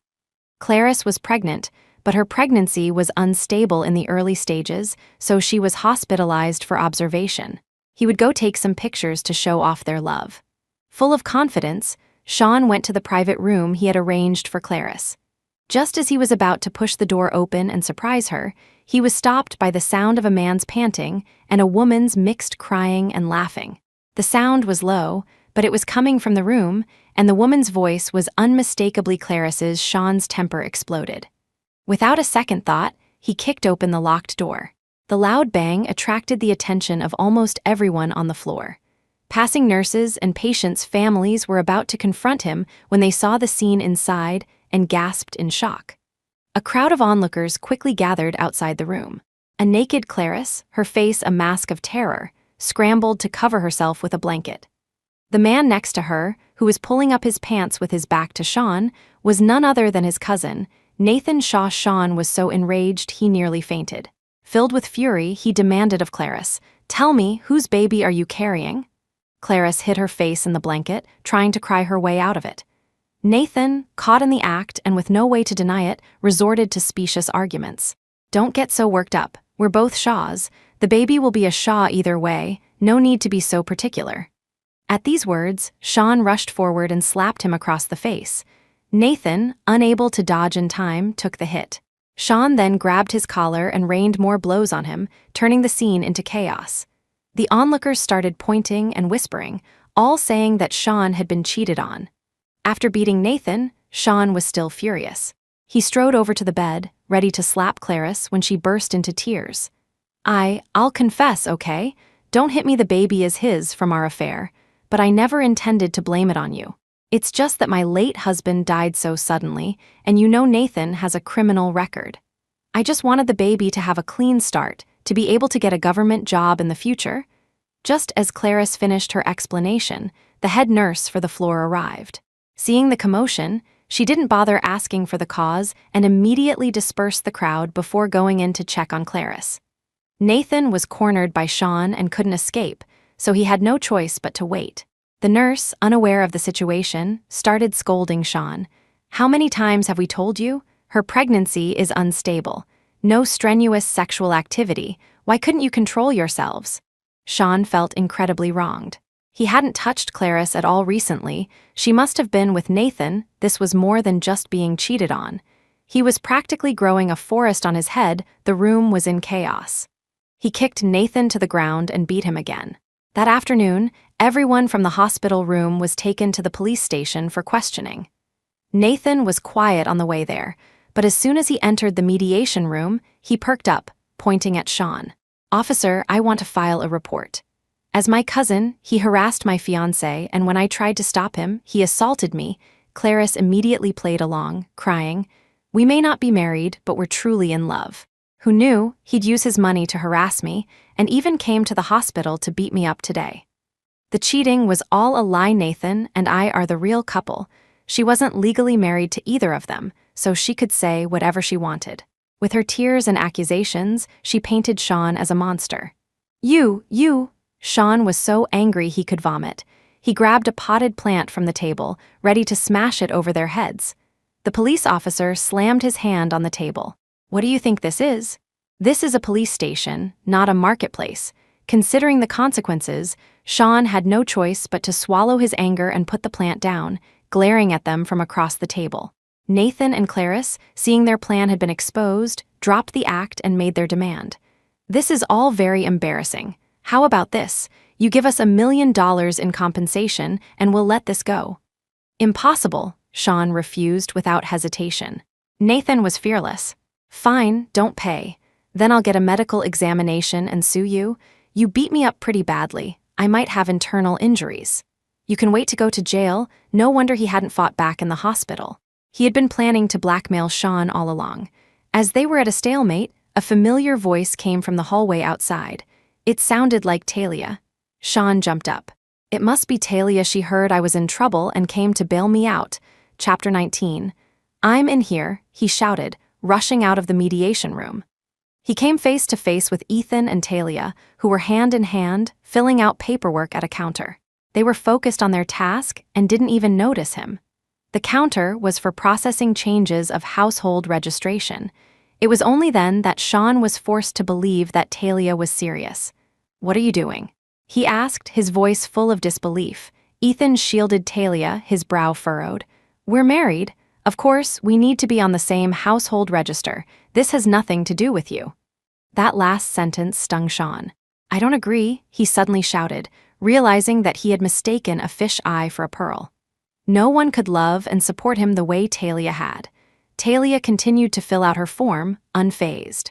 Sean wanted to rush over and tear the form from her hands, but he was frozen by Ethan's glare, unable to move. He could only stand there, begging for Talia's forgiveness. "Talia, I was wrong. I was really wrong. Please, for the sake of our past decade together, forgive me. I promise I'll marry you this time, and I'll be completely devoted to you." As for Clarice, I'll never have anything to do with that bitch again. He spat out Clarice's name with gritted teeth, as if he wanted to tear her to shreds. Ethan sneered, exposing him. Is it that you don't want anything to do with her, or that you found out she betrayed you and came running back to prey on Talia's kindness? Sean was speechless. After a long pause, he stammered, trying to get past Ethan to plead with Talia again. Talia, come back to me. We can have a good life together. No matter what he said, Talia never once looked up at him. Ethan kept her safely behind him, not giving Sean a single chance to get close. After finishing their paperwork, the two of them left the police station, leaving him to be pulled back into the mediation room by the pursuing officer. On the way home, Talia felt an unprecedented sense of freedom. She watched the scenery fly by outside the car window, a smile playing on her lips. Ethan spoke to her gently. Are you happy today? This was what mattered most to him now. Talia nodded. Yes, I'm very happy, happier than I've ever been, but I'm still a little confused. Ethan said patiently, why don't you tell me? Maybe I can help you figure it out. I don't understand how I could have ever fallen for someone like him. They say being a love-struck fool is a sickness, and now I think that's probably true. Wasting so many years on him, it wasn't just not worth it. It was like I was on the wrong medication. Looking back, she didn't even feel pain, just a sense of revulsion. Ethan smiled. But now you have me, maybe it was a test from fate. Now it knows my feelings are true, so it gave me the chance to be with you. The road ahead was wide and smooth. It was a weekday afternoon, with few pedestrians or cars. Ethan boldly started driving with one hand, his other hand sneaking over to take Talia's. He seemed to want to be close to her at every possible moment. Talia tried to pull her hand back. You should focus on driving. This isn't safe. Ethan smiled. Are you worried about me? Talia didn't deny it, but she said, I need to touch up my makeup. How am I supposed to do that with one hand if you're holding mine? It's okay. You look beautiful with or without makeup, Ethan said sincerely. Talia first found it cheesy, but then she couldn't help but be amused. She let him hold her hand and started watching the road for him. The day passed quickly. On their wedding day, Talia had expected the same chaos she had seen at other weddings, but Ethan had planned everything in advance. She didn't have to worry about a thing, just take pictures and chat with her best friend, Mia, and the others, waiting for the ceremony to begin. Ethan had booked the entire Manor Hotel, so all the staff were dedicated solely to their wedding. Mia and the other bridesmaids helped Talia with her train as they walked into the banquet hall. They were all stunned by the scene. I heard that movie star's wedding was the wedding of the century, Mia whispered, but the pictures don't even compare to this. The outdoor lawn was decorated with countless balloons, and the archway was adorned with flowers flown in from overseas. Talia's friends had thought that was extravagant enough, but when they entered the castle like banquet hall, they realized just how generous Ethan could be. Chapter 20, the ceiling was hung with countless small crystal chandeliers, turning the dome into a starry sky. Even the paintings on the walls were said to be originals from famous artists. Accompanied by her bridesmaids, Talia walked down the long red carpet to her father's side. Her father, his eyes red, took his daughter's hand. Together, they walked through the long aisle, treading on rose petals to Ethan. Mr. Ford, he said, his voice trembling, please take care of her from now on. Ethan took Talia's hand with the utmost care and, to the gasps of the guests, swept her up into his arms. He carried her step by step up to the highest point of the stage. The winding staircase was no obstacle for him. He even carefully gathered her train. She instinctively wrapped her arms around his shoulders and saw her own reflection in his eyes. She was smiling too. Mia and the others, enjoying the show, started cheering and hollering along with Talia's colleagues. This is too sweet. If someone posted this online, people would think it's a scene from a TV drama. Awa, this makes me want to get married. Mr. Ford, Mrs. Ford, you have to be happy forever. This wasn't Talia's first relationship, but it was the first time she had received so many blessings. Her last relationship had felt like her against the world. But this time, everyone was cheering for them, including Ethan's friends whom she had never met. When Ethan set her down, she couldn't help but whisper, "Did you do that on purpose? That wasn't in the rehearsal yesterday." Ethan gazed at her. "I was just overcome with emotion. If I could, I would hold you forever." Talia didn't speak, but the look she gave him softened undeniably. The wedding was a Western-style ceremony. To ensure the most romantic experience, they had even hired a minister to officiate. They exchanged vows, their fingers intertwined, and then took the wedding rings from the flower girl. Ethan and Talia each took the ring meant for the other. Their initials were engraved on the inside, a symbol of their eternal bond. The minister stood between them and followed the procedure. Does anyone here object? It was just a formality. The next step was for someone to say no, then bless them, and finally for the groom to kiss the bride. But the unexpected happened. Sean, who had somehow managed to sneak in, rushed down the aisle Talia had just walked. He tried to get onto the stage, but was stopped by the well-prepared security guards. Sean reached desperately towards Talia. "Talia, come with me," the guests gasped. "Is someone crashing the wedding? Is this part of the plan?" Sean ignored the guards, trying to get closer to the stage while shouting about their past, hoping to make her leave Ethan at the altar. "I know your feelings for him aren't real, you're just trying to make me angry. I regret everything, come with me, I've already broken up with Clarice." "For real? Talia, do you remember the time we spent together? You lived with me in a basement apartment, encouraged me to fight for my dreams, and took care of everything so I could focus. Now I'm successful, I can give you a good life. Are you really going to choose someone else?" He was moved by his own speech, but he only spoke of Talia's sacrifices, never mentioning what he had done for her because there was nothing to mention. Talia stood at the top of the stairs, not even bothering to look down at him. She simply exchanged rings with Ethan and threw a final sentence at Sean. "I may have been blind for a while, but it doesn't last forever." With that, she bravely moved closer to Ethan, tilted her head up, and pressed a kiss to his lips. It was their first kiss. The next second, Ethan wrapped his arm around Talia's shoulder and kissed her back more passionately. His right arm was steady around her waist, supporting his bride, while his left hand remained clasped with hers. The atmosphere reached a fever pitch with the cheers of the guests.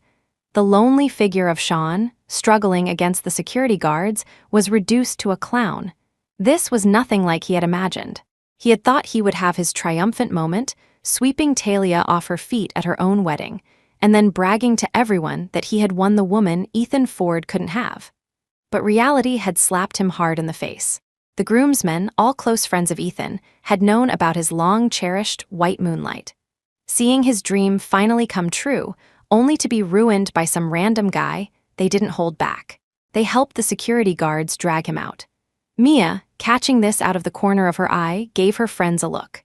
They deliberately picked roses from the side of the aisle that still had their thorns, and, as Sean was thrown to the ground, they descended upon him, punching and kicking. High heels and thorny rose stems rained down on him. "Help, stop hitting me," Sean, snapped out of his daze by the blows, tried to shield his face and cry for help, but Mia and her friends were not about to let him off so easily. They cursed him as they hit him, venting all their frustrations. "I've wanted to do this for a long time. Talia was protecting you before, so we couldn't say anything. But now you're still trying to get your hands on her. A toad lusting after a swan, you just can't stand to see her happy. Can you? How dare you talk about her doing your laundry and cooking for you? She almost ruined her life for you. Wasn't Clarice your sweet donut? You two are a perfect match, a scoundrel and a witch." Chapter 21. The commotion was soon drowned out by the swell of elegant music. The minister, waiting until Ethan and Talia had finished their kiss, announced with a sigh, "Well, the bride has already kissed the groom. Now the groom may kiss the bride." Talia was slightly out of breath, her lipstick smudged. Ethan's heart stirred. He leaned down and gave her a light, restrained kiss, as gentle as a dragonfly landing on water. As they parted, they saw the reflection of their own happiness in each other's eyes. With such a grand ceremony, the following reception was no less elaborate. To celebrate, Ethan had emptied his wine cellar, letting his friends bring out all his prized collections. He and Talia went from table to table, arm in arm, toasting their guests. Seeing the empty bottles pile up, his mood was better than ever. Talia was a lightweight and only had a small sip when toasting their parents. Ethan took all the other drinks for her. Ethan drank with everyone who offered a toast. The employees from his company, seeing him getting tipsy, swarmed him with well wishes and more toasts. "Mr. Ford, you and Mrs. Ford are a perfect match, a golden couple. May you have a baby soon and grow old together. Me too from today on. I'm your #1 fan, you have to be happy. Ethan was in an exceptionally good mood that day and accepted every drink. Talia had heard about his high tolerance, but even he wasn't a bottomless pit. She watched as his fair skin flushed red and finally couldn't help but say, "Everyone, let's take it easy." A female colleague she knew well teased her. The boss's wife is already protecting her husband. How sweet. Talia wasn't really trying to protect Ethan, he didn't need her protection, but hearing the words still made her heart flutter. She smiled and said, "If you say so, but really, no more drinking." Hearing her, Ethan pretended to be drunk, pulling her down to sit with him, the curve of his lips getting wider and wider. The wedding banquet continued long after dark.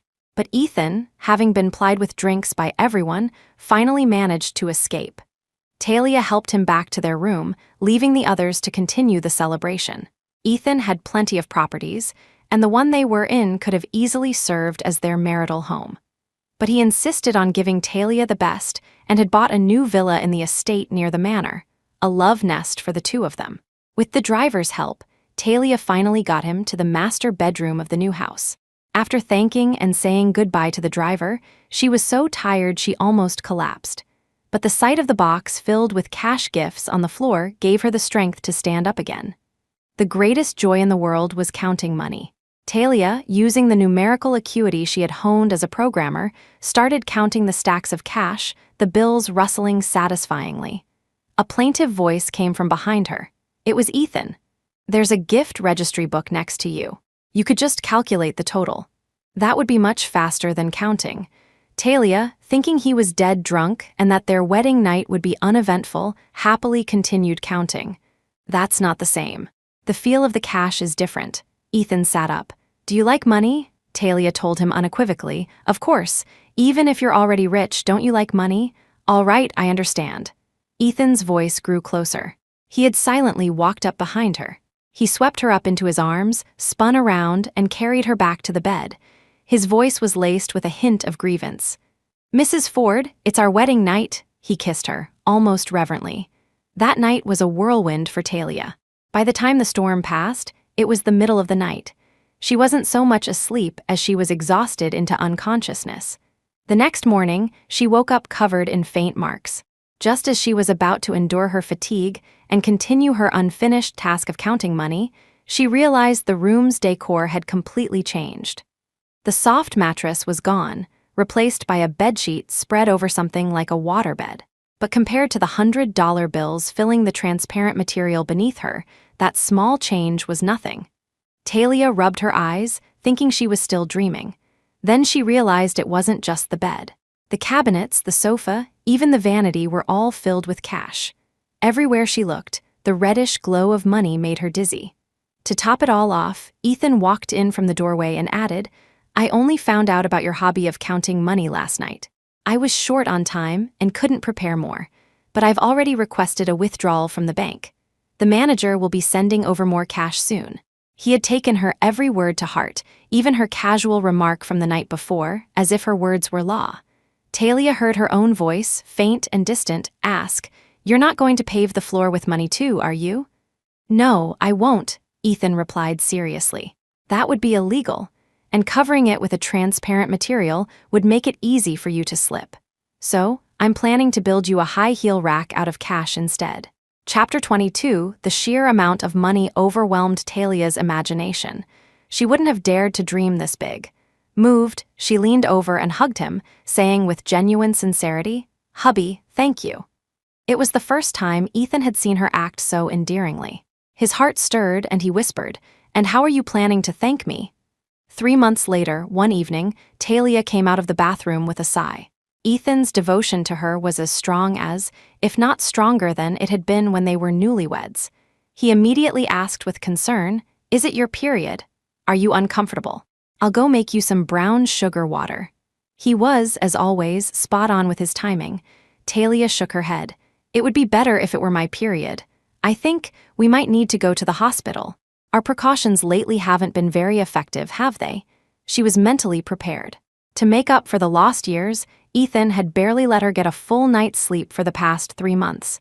They had used protection occasionally, but mostly they had let nature take its course. Ethan was stunned.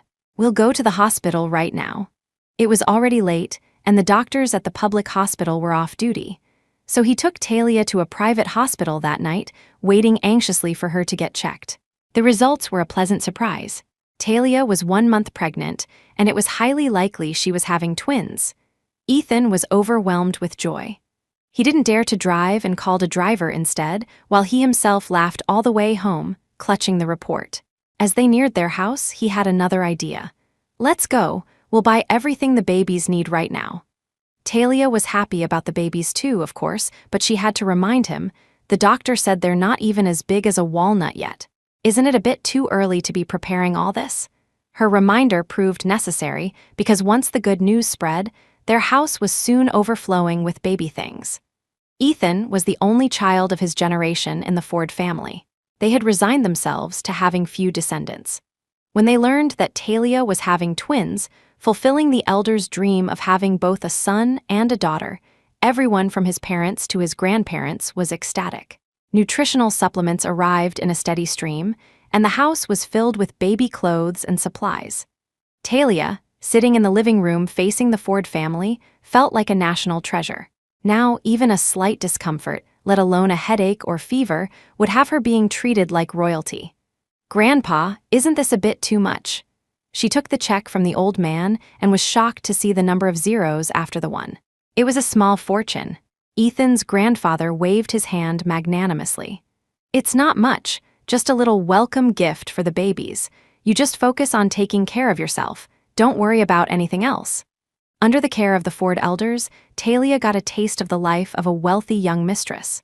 She was still in her first trimester, but they already had a full staff of nannies, maids, and even professional maternity nurses.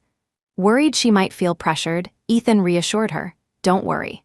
I'll learn how to take care of you and the babies too." 8 months later, Talia gave birth to a healthy boy and girl at the hospital. She had refused the offer of a private hospital, choosing to give birth at the city's public obstetrics and gynecology department. The environment here isn't bad either.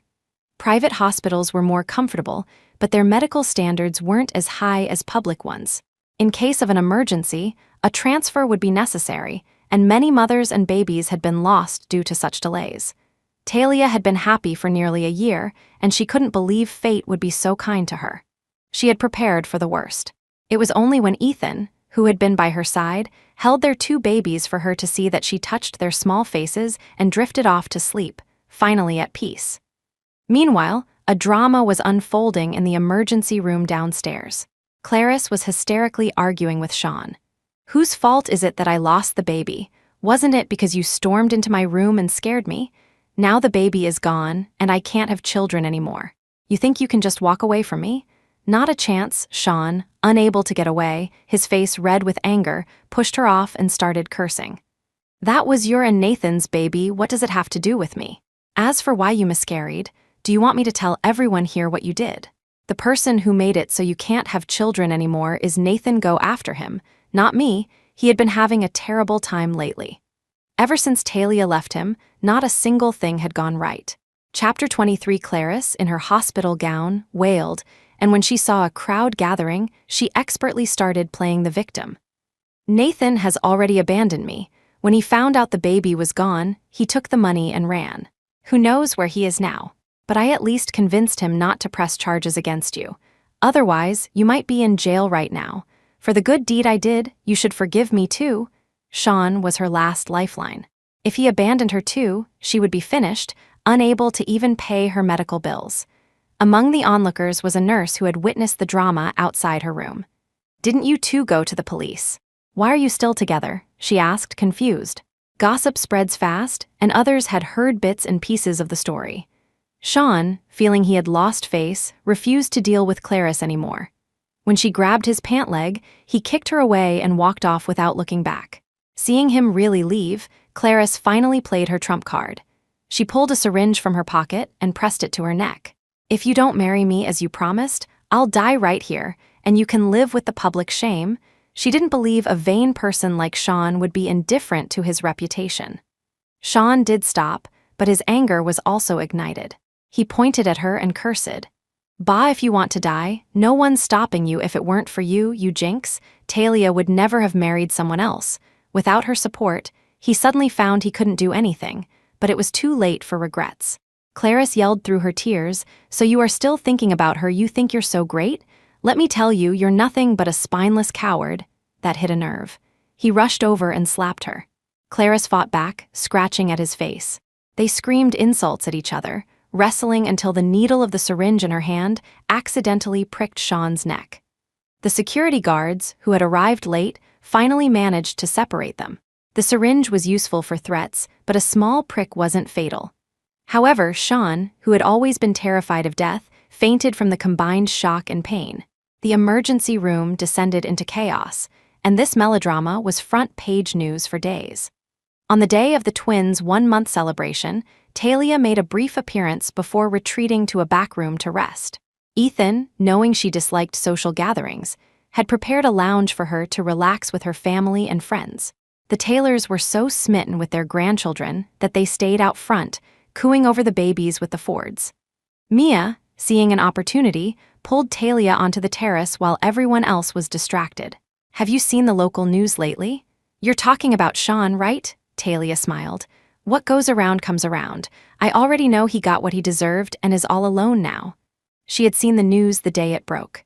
Ethan had even tried to cover her eyes, telling her not to look at such filth, not knowing that she felt no sense of victory, just a complete lack of interest. Mia grinned slyly. "You don't know the half of it. Clarice is a real piece of work. The syringe she used on Sean was stolen from the infectious waste bin at the nurse's station.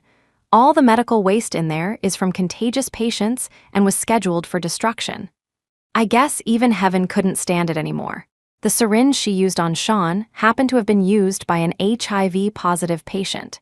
He was pricked in the neck, so by the time the test results came back, it was too late for the preventive drugs. Now he's lost his mind, and his snobbish parents cry every day." Talia was momentarily stunned, then simply said, "None of that has anything to do with me anymore. I don't hate them, not because I've forgiven them, but because I have my own life now." Only a year had passed, but when she thought back on her past with Sean, it felt like another lifetime. Mia studied her face, and seeing that there was truly no lingering emotion, she said with relief, "That's right. You have a husband and children now. You're in a different world from them. Just forget about all that." What had once seemed impossibly difficult was now incredibly simple. Talia was about to nod with a smile when Ethan came looking for her. Seeing she was with Mia, he relaxed and walked over, draping his jacket over her shoulders. "Don't worry, Mr. Ford, I'm not going to steal your wife," Mia teased, leaving the terrace for them to have their private moment. Ethan pulled the collar of her jacket tighter, his eyes full of concern. "It's getting cold, don't catch a chill." Talia took his hand, feeling a comforting warmth. She smiled back at him. "Okay, let's go home."